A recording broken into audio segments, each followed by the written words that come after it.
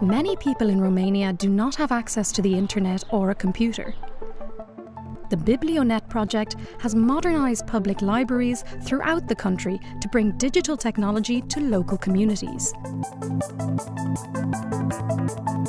People are coming in public libraries all over Romania for searching information about medical services, about work, or connecting with other people from abroad, or watching a movies or listening to the music. In partnership with local authorities, Biblionet equipped over 2,000 libraries with technology and internet connections, while 4,200 librarians acquired computer skills at regional training centres. The modernisation has brought new life to local communities, reaching over 600,000 first-time internet users. The Association of Librarians of Romania continues to provide training and materials to maintain these valuable digital hubs.